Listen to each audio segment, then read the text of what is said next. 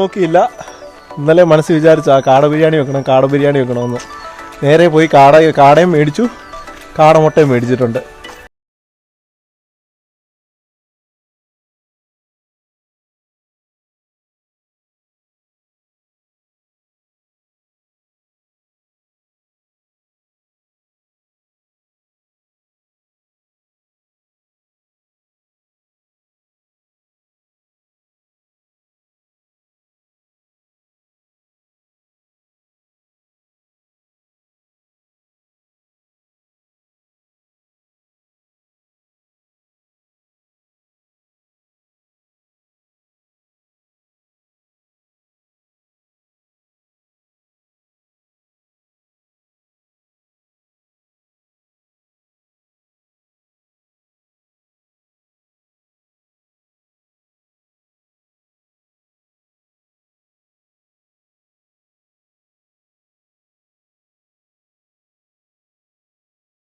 പിഴിഞ്ഞു കൊടുക്കാം. ഇനി നമ്മൾ ഇതിനെ മാരിനേറ്റ് ചെയ്യാൻ ആവശ്യത്തിനുള്ള ഉപ്പ് പൊടിയുടെ ചേർത്ത് കൊടുക്കാം.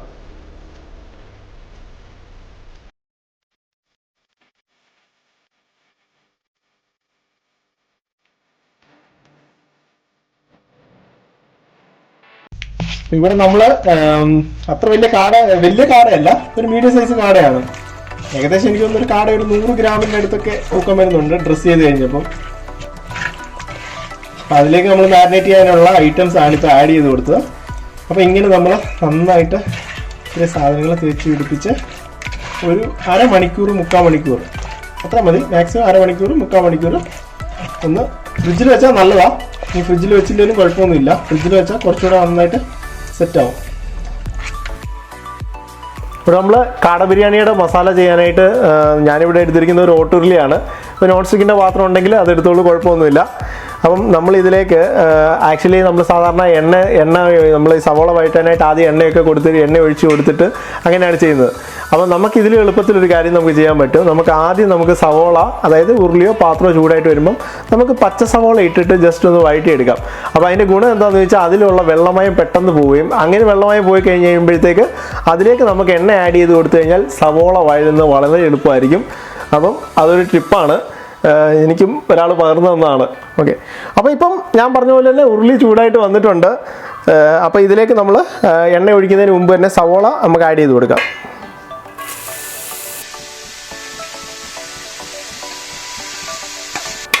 അപ്പോൾ നമ്മൾ നേരത്തെ പറഞ്ഞ പോലെ തന്നെ നമ്മൾ സവോള ഡയറക്റ്റ് ആഡ് ചെയ്ത് കൊടുത്തു. കുറച്ച് തീ കൂടുതലാണ്, അപ്പോൾ തീ ഒന്ന് കൺട്രോൾ ചെയ്യണമെന്നുള്ളതേ ഉള്ളൂ. കാര്യം അത് കരിയാനൊന്നും പാടില്ല. അപ്പം തീ ഒന്ന് കൂടുതലും ആക്കി കൊടുത്തു കഴിഞ്ഞിട്ട് നന്നായിട്ട് ഇളക്കി കൊടുക്കുക. അപ്പം വെള്ളമയം പെട്ടെന്ന് പറ്റും. അതിനുശേഷം നമുക്ക് എണ്ണ ആഡ് ചെയ്ത് കൊടുക്കാം. അതിൻ്റെ ഒരു ഗുണം എന്താണെന്ന് വെച്ച് കഴിഞ്ഞാൽ എണ്ണ നമ്മൾ മറ്റേ ഒഴിക്കുന്നതിൻ്റെ അത്ര എണ്ണയും കൂടെ വേണ്ട, അങ്ങനെ ഒരു യൂസ്ഫുൾ തിങ് കൂടെ ഉണ്ട്. അപ്പോൾ നമുക്ക് ഇതുണ്ട്, വെള്ളമയം ഉണ്ട്. അപ്പം വെള്ളമയം ഒന്ന് പറ്റിക്കൊണ്ടിരിക്കുക. നമ്മുടെ സവോളയുടെ ഈ വെള്ളമയമൊക്കെ ഒന്ന് മാറി ഒന്ന് വാടി അല്ലെ ഒന്ന് വഴന്നെന്ന് പറയാൻ പറ്റത്തില്ല, അവിടെ വെള്ളമയമൊക്കെ ഒന്ന് പോയിട്ട് വന്നിട്ടുണ്ട്. ഇപ്പം നിങ്ങൾക്ക് ഈ കാണുന്ന പോലെ തന്നെ ഉണ്ട്, അതാ കളർ പെട്ടെന്ന് മാറി. ഇനി ഇതിലേക്ക് നമുക്കൊരു 4 ടേബിൾ സ്പൂൺ എണ്ണ ആഡ് ചെയ്ത് കൊടുക്കാം. ഞാൻ ടേബിൾ സ്പൂൺ അളന്ന് വെച്ചിരിക്കുകയാണ്. ഞാൻ എന്നിട്ട് ഈ തവിലോട്ട് വെച്ചത് 4 ടേബിൾ സ്പൂൺ എണ്ണയാണ് ആഡ് ചെയ്ത് കൊടുക്കുന്നത്. സൺഫ്ലവർ ഓയിലാണ് നമ്മളിത് എടുത്തിരിക്കുന്നത്. അപ്പോൾ എന്താണെങ്കിലും നമ്മുടെ ന്യൂ ഇയർ ആയിട്ട് 2020 ഭയങ്കര പ്രതീക്ഷയുടെയൊക്കെ വർഷമായിരുന്നു കേട്ടോ. ഞാൻ ഒരുപാട് കാര്യങ്ങൾ പ്രതീക്ഷിച്ചു, അവസാനം പ്രതീക്ഷിക്കാത്ത കുറേ കാര്യങ്ങൾ ഒക്കെ സംഭവിച്ചു. അതെല്ലാം ഒരു ജീവിതത്തിൻ്റെ ഓരോ അനുഭവങ്ങളായിട്ടാണ് കാണുന്നത്. അപ്പം 2021 പുതിയ പ്രതീക്ഷകളാണ്. അപ്പം നിങ്ങളുടെ എല്ലാ സപ്പോർട്ട് വേണം കേട്ടോ. ഞാൻ സത്യം പറഞ്ഞു കഴിഞ്ഞാൽ ഇടയ്ക്ക് നിങ്ങളോട് പറയാറില്ല സബ്സ്ക്രൈബ് ചെയ്യണമെന്നുള്ളത്. എനിക്ക് തോന്നുന്നു ഒരുമാതിരി എല്ലാവരും സബ്സ്ക്രൈബ് ചെയ്തിട്ടുണ്ട്, സ്ഥിരം കാണുന്നവരെല്ലാം. ഇനി ആരെങ്കിലും സബ്സ്ക്രൈബ് ചെയ്യാനുണ്ടെങ്കിൽ എൻ്റെ ചാനലൊന്ന് സബ്സ്ക്രൈബ് ചെയ്യണം. നിങ്ങൾക്ക് കണ്ടൻറ്റ് ഇഷ്ടപ്പെടുന്നുണ്ടെങ്കിൽ നിങ്ങളുടെ കൂട്ടുകാരുടെ ഇടയ്ക്കുള്ള ഒന്ന് ഷെയർ ചെയ്ത് കൊടുക്കണം കേട്ടോ. അപ്പം വേറെ ഒന്നുമില്ല, നല്ല കിടുക്കൻ വീഡിയോസ് ഈ വർഷം ചെയ്യണം എന്നാണ് ആഗ്രഹം. മിക്കവാറും നല്ല വീഡിയോസ് ഉടനെ തന്നെ ഉണ്ടാവും. നല്ല വീഡിയോസ് ഉടനെ തന്നെ നിങ്ങൾക്ക് പ്രതീക്ഷിക്കാം. അപ്പോൾ നമ്മളിന്ന് ഏതായാലും ന്യൂ ഇയർ ആയിട്ട് നേരത്തെ പറഞ്ഞ പോലെ തന്നെ കാട ബിരിയാണിയിലാണ് നമ്മൾ തുടങ്ങുന്നത്. ഓക്കെ, കാട ബിരിയാണി നമ്മൾ പ്രത്യേക രീതിയിലാണ് സെറ്റ് ചെയ്യുന്നത്. നമുക്ക് വീഡിയോയുടെ അവസാനം ആകുമ്പോഴത്തേക്ക് ഞാനത് നിങ്ങൾക്ക് കാണിച്ചു തരാം. ഇപ്പം നമ്മുടെ സവോള ഒരു ഒന്ന് വഴന്നു വന്നിട്ടുണ്ട്. ഒത്തിരി വഴന്നു വന്നിട്ടില്ല, ഇത് മതി. അപ്പോൾ നമുക്കിതിലേക്ക് പച്ചമുളകിൻ്റെയും വെളുത്തുള്ളിയുടെയും ഇഞ്ചിയുടെയും പേസ്റ്റ് ഞാൻ അരച്ച് വെച്ചിട്ടുണ്ട്. അപ്പോൾ ആ പേസ്റ്റ് ആഡ് ചെയ്ത് കൊടുക്കാം. ആ പേസ്റ്റ് എടുക്കാനായിട്ട് അപ്പോൾ ഞാൻ ഈ ഒരു കൂട്ടിന് എടുത്തിരിക്കുന്നത് നല്ല അത്യാവശ്യം എരിവുള്ള പച്ചമുളക് ആയതുകൊണ്ട് 4-5 പച്ചമുളക് ഞാൻ എടുത്തിട്ടുണ്ട്, മീഡിയം സൈസ്. പിന്നെ അതുപോലെ തന്നെ ഒരു 10 അല്ലി വെളുത്തുള്ളി, പിന്നെ ഒരു 2 ചെറിയ കഷ്ണം ഇഞ്ചി, ഇത്ര എടുത്തിട്ട് ഞാൻ പേസ്റ്റ് ആക്കി വെച്ചിട്ടുണ്ട്. അപ്പോൾ ഇതൊന്ന് വഴന്ന് വന്നപ്പം തന്നെ നമുക്ക് അതുകൂടെ കൂട്ടി കൊടുത്തിട്ട് നന്നായിട്ട് ഇനി ഒന്ന് വഴറ്റിയെടുക്കാം. നമ്മുടെ ഒരു ഗോൾഡൻ ബ്രൗൺ കളർ ആയിട്ടുണ്ട്. ഒരു 1/4 ടീസ്പൂൺ മഞ്ഞൾപ്പൊടി ഇതിലേക്ക് ആഡ് ചെയ്ത് കൊടുക്കാം.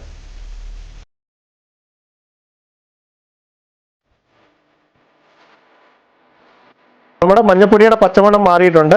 ഇനി ഇതിലേക്ക് നമുക്ക് 1 ടീസ്പൂൺ മല്ലിപ്പൊടി ആഡ് ചെയ്ത് കൊടുക്കാം.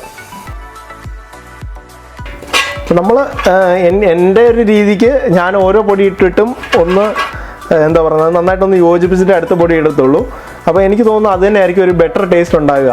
അപ്പം നമ്മൾ മല്ലിപ്പൊടി ഒന്ന് ആഡ് ചെയ്ത് കൊടുത്തു. മല്ലിപ്പൊടി അതുപോലെ അധികം ആഡ് ചെയ്ത് കൊടുക്കരുത്, 1 ടീസ്പൂൺ തന്നെ ധാരാളമാണ്. അല്ലെ മല്ലിപ്പൊടിയുടെ ചുവ ഉണ്ടാകും കൂടുതലായിട്ട്, അത് നമുക്ക് ആവശ്യമില്ല. അപ്പം മല്ലിപ്പൊടി ഇപ്പം നന്നായിട്ടൊന്ന് യോജിച്ചിട്ടുണ്ട്. ഇനി നമുക്ക് മുളക് പൊടി ആഡ് ചെയ്ത് കൊടുക്കാം. ഞാനിവിടെ എടുക്കുന്നത് കാശ്മീരി ചില്ലി പൗഡറാണ്. 2 table spoon Kashmiri chilli powder add ചെയ്ത് കൊടുക്കാം. നമ്മുടെ മസാല ഒന്ന് വഴന്ന് വരുന്ന സമയം കൊണ്ട് തന്നെ നമ്മൾ നേരത്തെ മാരിനേറ്റ് ചെയ്ത് വെച്ചിരിക്കുന്ന കാടയൊന്ന് ഫ്രൈ ചെയ്തെടുക്കണം. അപ്പോൾ അതിനായിട്ട് നമുക്ക് ഇതിലേക്ക് എണ്ണ ആഡ് ചെയ്ത് കൊടുക്കാം. ഇപ്പം നല്ല എണ്ണയൊക്കെ ചൂടായി വന്നിട്ടുണ്ട്. ഇനി ഇത് നമ്മൾ ആയി വരുന്ന സമയം കൊണ്ട് തന്നെ നമുക്ക് നേരത്തെ മാരിനേറ്റ് ചെയ്ത് വെച്ച കാടയൊന്ന് ഫ്രൈ ചെയ്തെടുക്കാം. നമ്മൾ നേരത്തെ ആഡ് ചെയ്ത് കൊടുത്ത മസാല എല്ലാം ഒന്ന് വഴന്ന് വന്നിട്ടുണ്ട്. ഇനി അതിലേക്ക് നമുക്ക് 1 ടീസ്പൂൺ കുരുമുളക് പൊടിയൂടെ ആഡ് ചെയ്ത് കൊടുക്കാം. ഇനി ഇതിലേക്ക് നമ്മൾ ഒരു 1/2 ടീസ്പൂൺ ഗരം മസാലയുടെ ചേർത്ത് കൊടുക്കുകയാണ്. അപ്പോൾ ഇതാണ് നമ്മുടെ മസാലക്കൂട്ട്. ഇത് ഗരം മസാലയും നമ്മൾ മസാല ഇവിടെ എല്ലാം പൊടിച്ചെടുക്കുന്നതാണ് കേട്ടോ. വീട്ടിൽ മുളക് പൊടി മല്ലിപ്പൊടി എല്ലാം അത് തന്നെ, കുരുമുളക് ഉൾപ്പെടെ എല്ലാം അത് തന്നെ. അപ്പോൾ ഈ ഗരം മസാലയും നമ്മളിവിടെ പൊടിച്ചെടുക്കുന്നതാണ്. നമ്മുടെ ജാതിപത്രി, കറുവപ്പട്ട എല്ലാം അങ്ങനത്തെ സാധാരണ തക്കോലം എല്ലാം കൂടെ ചേർത്ത് പൊടിച്ചെടുത്തിരിക്കുന്ന അതൊരു 1/2 ടീസ്പൂൺ നമ്മൾ ആദ്യം ആഡ് ചെയ്ത് കൊടുക്കുകയാണ്. ബാക്കി നമുക്ക് ആവശ്യമുണ്ടെങ്കിൽ നമുക്ക് ഇറച്ചി ഇട്ടതിന് ശേഷം ആഡ് ചെയ്ത് കൊടുക്കാം. ഇപ്പോൾ ഇത്രയും കൂടി ഇട്ടിട്ട് ഒന്നുകൂടെ നന്നായിട്ടൊന്ന് യോജിപ്പിക്കുക. ഓക്കെ, അപ്പം നമ്മുടെ മസാലയെല്ലാം അധികം മൂക്കാതെ തന്നെ എല്ലാം നല്ല രീതിയിൽ തന്നെ ആയിട്ട് വന്നിട്ടുണ്ട്. നന്നായിട്ടൊന്ന് വഴന്ന് വന്നിട്ടുണ്ട്. ഇനി ഇതിലേക്ക് ഞാനിവിടെ ഒരു 2 മീഡിയം സൈസ് തക്കാളി എടുത്ത് ഈ രീതിയിൽ അരിഞ്ഞിട്ടുണ്ട്. ഇനി തക്കാളി ആഡ് ചെയ്ത് കൊടുക്കാം. ഇതിലേക്ക് നമ്മൾ 1 പിടി മല്ലി പുതിനയും കൂടെ ആഡ് ചെയ്ത് കൊടുക്കുക. അപ്പോൾ നമ്മൾ ഇതെല്ലാം കൂടെ ആഡ് ചെയ്തിട്ടുണ്ട്. അപ്പോൾ ഇനി നന്നായിട്ട് ഇതൊന്ന് അടച്ചു വെച്ച് ഇതൊന്ന് നന്നായിട്ടൊന്ന് വഴന്ന് നമ്മുടെ തക്കാളിക്ക് ഇനി ഉടഞ്ഞു വരുന്ന ഒരു പരുവാകുന്നതിന് വരെ അടച്ചു വെച്ചൊന്ന് വേവിക്കണം.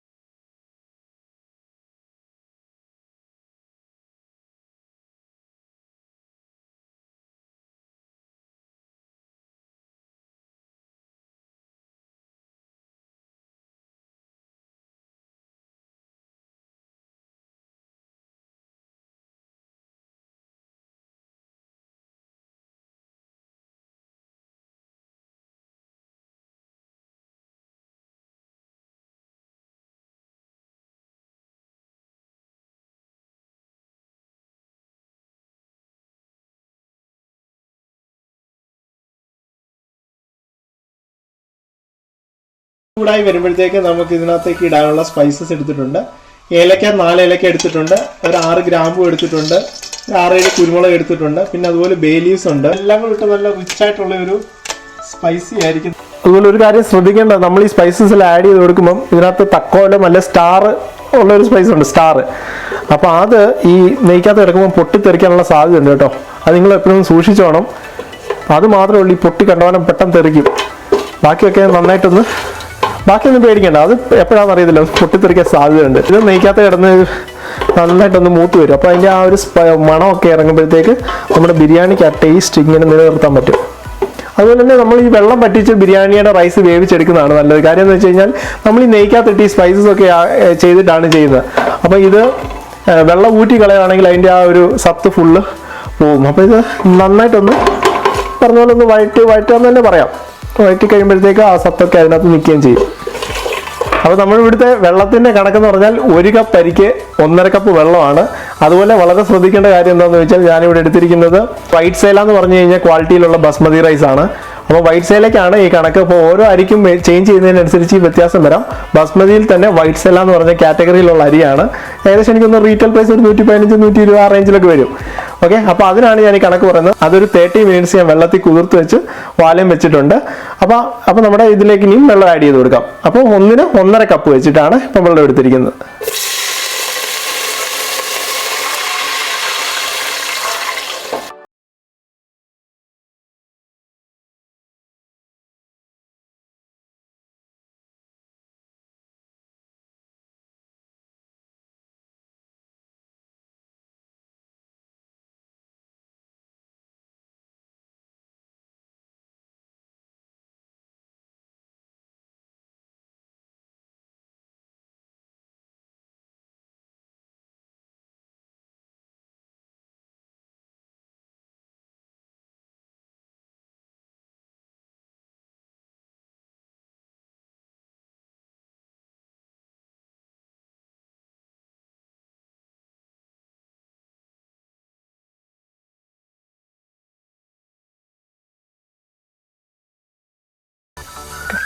അപ്പോൾ ഇപ്പം കറക്റ്റാണ് ഉപ്പ്. ഉപ്പിച്ചിരി കൂടി നിന്ന് കഴിഞ്ഞാൽ നമുക്ക് ഈ റൈസിലേക്ക് ഈ ഉപ്പൊക്കെ കറക്റ്റായിട്ട് പിടിക്കത്തുള്ളൂ. അപ്പം നമുക്കിനിയും ഇത് വേവുന്നിടം വരെ ഇനി നമുക്ക് അടച്ചു വെക്കാം. ഇനിയും തീ വളരെ കുറച്ചിട്ടിട്ട് വേണം ഇത് വേവിച്ചെടുക്കാൻ. ഈ വെള്ളം പറ്റി വരുമ്പോഴത്തേക്ക് നമ്മുടെ റൈസ് നല്ല സെറ്റായിട്ടിരിക്കും. അപ്പം ഇനി ഇതിൻ്റെ പുറത്തോട്ടൊരു വെയിറ്റ് ഉള്ളത് വെച്ച് കൊടുക്കാമെങ്കിൽ, വെയിറ്റുള്ള പാത്രമോ വെയിറ്റുള്ള എന്തെങ്കിലും വെച്ച് കൊടുക്കാമെങ്കിൽ നല്ലതായിരിക്കും. അപ്പം അങ്ങനെ വെച്ചിട്ട് ഈ വെള്ളം പറ്റുന്നിടം വരെ നമുക്കിത് വേവിച്ചെടുക്കാം.